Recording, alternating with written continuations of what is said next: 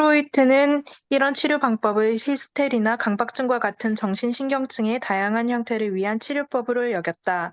이 비교적 경미한 상태의 환자들은 고전적 분석 상황에서 전이신경증을 발달시키고 이 때문에 심리적인 영향에 반응을 했기 때문에 이들을 전이신경증이라고 지칭했다. 다른 한편으로 프로이트는 더 심각한 장애가 있는 환자들은 정신분열증을 포함한 자기애적 신경증들, 전이의 능력이 없거나 불충분한 잔여물만 있다고 보았다. 전이와 저항이라는 작업 개념들은 이런 사례들에 적용이 될 수 없었으며 그에 의하면 전이가 나타나지 않고 저항을 정복할 수 없다. 프로이트의 초기 인상들이 틀렸다는 것에 이제는 일반적으로 동의하지만 동일한 기준 틀에서 설명하기가 용이하다. 프로이트가 개념화하고 적용한 정신분석적 방법은 분리된 대상으로서의 분석가에게 전이를 발달시킬 수 있는 환자들에게 효과적이었다. 그가 전이에 대해 서술했을 때 그가 생각했던 것은 그 당시에 그가 인지할 수 있었던 유일한 전이인 대상 전이였다. 프로이트는 이러한 저항은 의사소통이라는 한 가지 방식을 통해서는 해결될 수 없기 때문에 자기의 암벽은 사례를 실패하게 만든다고 믿었다. 여기서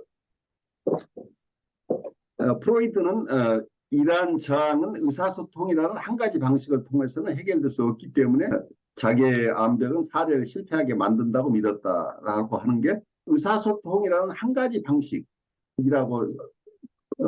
번역이 되어 있는데 그 부분이 원래 원문에서는 One mode of communication이라고 되어 있는데 여기서는 의사소통의 한 가지 방식. 근데 여기서 의사소통이라는 한 가지 방식이 되면 의사소통이 결국 한 가지 방식이라는 얘기가 되는데 커뮤니케이션에 여러 가지 모드가 있다고 이해를 하셔야 돼요. 커뮤니케이션에 지적인 의사소통도 있고 정서적인 의사소통도 있다. 크게 대별해서 커뮤니케이션을 하나로 보지 말고 커뮤니케이션 중에 지적인 커뮤니케이션과 정서적인 커뮤니케이션이 있다고 했을 때 프로이드가 주로 사용했던 것은 지적인 커뮤니케이션이에요. 원문은 조금 클리어한데 뭐라고 되어 있냐면 He believed that the stone wall of narcissism doomed a case to failure because such resistance could not be resolved through one mode of communication.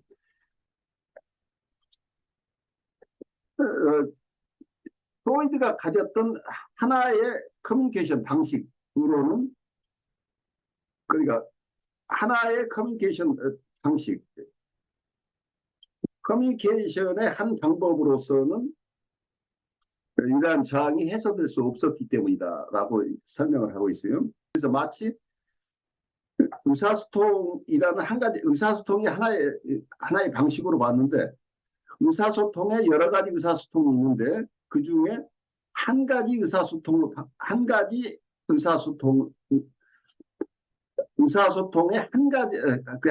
방식의 의사소통으로는 자기가 가지고 있던 한 가지 방식, 자기가 가지고 있던 커뮤니케이션, 자기가 여기서 프로이드가 가졌던 의사소통 방식으로는 이분들이 가지고 있는 저항을 해소할 수 없었다는 얘기예요. 그래서 제가 여기에 자꾸 설명을 드리는 이유가 이 부분이 여러분들이 잘 납득하기 어려운 부분이어서 그러는데 저항을 해소하는데 지금까지 해석적인 방식으로 그러니까 이게 프로이드의 기본적인 방식이죠. 해석이라는 의사소통, 커뮤니케이션 여러분 여러 가지로 이해를 해야 돼요. 커뮤니케이션은 non-verbal 커뮤니케이션도 있고 또 verbal 커뮤니케이션 이렇게 언어를 통한 의사소통도 있고 비언어적인 커뮤니케이션도 있는데 또 다른 방식으로 보면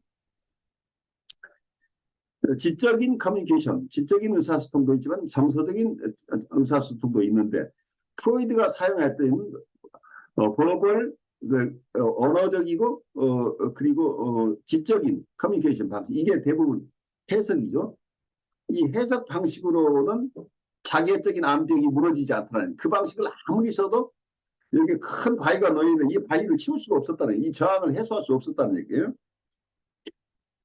그런데 이 번역이 프로이드는 이러한 저항은 의사소통이라는 한 가지 방식을 통해서는 해결될 수 없기 때문에, 그래서 마치 의사소통이라는 것이 한 가지 방식, 의사소통 그냥 한 가지만 있어서 이 방식으로 의사소통 가지고는 해결이 안 된다고 이렇게 이해가 될 가능성이 있어서 그래요. 의사소통으로 해결이 안 되는 게 아니고 의사소통 중에 한 가지 방식으로는 해결이 안 돼.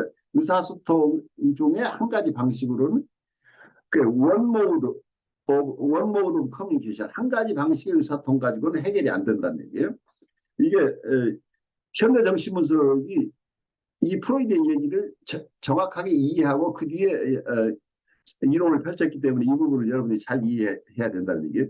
프로이드가 의사소통 방식을 통해서 치료를 했는데 그 의사소통 방식은 어쩌면 언어적이고 그리고 주로 지적인 언어적 지적인 방식을 통해서 커뮤니케이션, 그러한 커뮤니케이션 방식, 이게 한 가지 프로이드가 봤던 한 가지 의사소통 방식을 가지고 이 저항을 자결적인 환자들이 가진 저항을 해소할 수 없었다는 거죠. 그렇기 때문에 프로이드가 여기에 좌절할 수밖에 없었다는, 자기가 가졌던 의사소통의 방식 가지고는 자결적 환자들을 치료할 수 없었다는 것을 자각했다는 얘기예요. 그러니까 프로이드는 정확하게 자기의 어떤 경험들을 서술하고 있는 거예요. 본인이 사용했던 정신분석 기법으로 사용했던 해석이라고 하는 툴은 주로 지적 온전하게 정서적인 것을 정서적인 부분을 무시한다고 할 수는 없지만 주로 지적인 커뮤니케이션, 지적인 의사소통, 이걸 지적인 통찰이었다는 얘기예요. 지적인 통찰 중심으로 내담자를 도우려고 했었는데 이 지적인 의사소통, 시적인 의사소통 혹은 해석이라고 하는 것 자체가 의사소통의 한 방식인데 이 방식의 치료 기법 혹은 이 방식의 의사소통 가지고는 자기적인 환자들을 치료할 수 없었다는 자기의 어떤 경험을 이론화한 것이다, 이렇게 이해하면 좋겠어요. 우리 그 다음으로 가면 좀 더 클리어해질 거예요. 그 다음에 가보죠. 인용된 말을 개정하면 그들은 불충분한 대상 전이를 나타낸다. 그리고 그들의 저항은 해석이라는 기법에 물러서지 않는다. 그렇다면 오늘날 병리적인 자기애적 여기 잠깐만요, 김혜진님. 여기서도 이제 무슨 얘기냐면 이게 그 말은 비슷한데 원래는 어떻게 돼 있냐면 amend the statements just quoted to read 라고 하면서 이렇게 돼 있는데, 지금 인용한 말을 이렇게 한번 바꾸어 봅시다라고 얘기한 거예요. 이 말을 개정하면 이렇게 된다라는 말보다는 이 말을 조금 다른 말로 바꿔서 여러분들 이해해 보십시오라고 이렇게 얘기하는 거예요. 이 문장의 의미를 여러분들이 잘 알고 가시라는 얘기예요. 프로이드의 얘기를 패러프레이즈 해보자. 프로이드의 말을 다른 말로 바꾸어서 여러분들이 이해해 본다면 이렇게 설명할 수 있을 것이다. 이렇게 바꾸어서 우리가 볼 수 있을 것이다. 그런 의미로 받아들이고 그 다음으로 가죠. 그렇다면 오늘날 병리적인 자기애적 환자들을 다루는 가장 정신분석적인 심리치료사들도 프로이트의 의견에 동의할 것이다. 바꾸어 말하면 높은 수준의 정서 발달을 이룬 환자와의 성공적인 임상적 경험을 기반으로 프로이트는 특정 형태의 전이의 필요성을 상정하였고 저항을 극복하기 위한 특별한 기법을 권고하였다. 이로 인해 그는 길을 잃게 되었다. 그 아래 브릴이라는 분이 쓴 얘기가 나와 있죠. 거기 각주를 한번 읽어보실래요? 네. 브릴에 의하면 프로이트는 초기에 이런 사례를 분석하는 것에 대해 반대했는데 조발성 치매 과정 그 자체가 일종의 적응이며 비록 병적일지라도 그것이 파괴되면 환자는 전혀 지지할 수 있는 것이 없다. 그러나 이후에 이 문제에 대해 그와 논의했을 때 그는 더 이상 이런 생각을 하지 않는다는 사실에 기뻤다. 이와는 반대로 그는 때가 되면 정신증을 위한 정신분석적 치료가 개발될 것이라고 생각했다. 자, 여기서 이 각주의 얘기가 굉장히 중요하죠. 프로이드 스스로가 임상 체험을 하면서 이론을 계속 개발해 나갔는데 자기가 개발한 이론들이 실제 임상의 경험하고 맞지 않을 때는 계속해서 수정해 나가는 작업을 해왔다는 얘기. 굉장히 과학적인 태도죠. 자기가 발달시킨 이론일지라도 다른 여러 가지 경험이나 새로운 증거에 의해서 스스로 세운 이론이 적합하지 않다고 한다면 수정하는 것이 프로이드의 태도였어요. 그래서 초기에는 자객적인 환자들은 치료할 수 없을 것이라는 어떤 절망적인 견해를 가지고 있어요. 정신분석적인 기법 가지고는 이분들을 치료할 수 없다는 생각을 처음에는 강하게 가지고 있었고, 그 영향이 현대에 와서도 자아심리학이나 클래시컬한 정신분석 속에는 그대로 남아 있어요. 그렇지만 이 프로이드가 후기에 가서는 그런 생각에 머물지 않았다는 얘기죠. 브리디라는 분은 미국에서 번역서를 내고 정신분석가로서 미국에서 크게 활동하신 분이에요. 그래서 브리디 프로이드하고 이렇게 서로 얘기를 교환하는 과정 속에서 프로이드가 이 정신증 치료에 대한 견해를 바꾸었는데 그걸 본인 스스로는 충분하게 이론으로 수렴하지는 못했지만 이분의 사고가 바뀌었다고 하는 것은 굉장히 중요한 의미를 가지고 있죠. 바로 여기서 프로이드가 정신분석적 치료가 가능할 것이라고 봤던 이런 태도는 프로이드 이후에 프로이드와 다른 생각을 가지고 정신증 환자를 치료해온 대인관계 심리학이나 대상관계 이론이나 혹은 현대 정신분석이나 이러한 이론들의 입지를 강화시켜주는 하나의 근거가 되죠.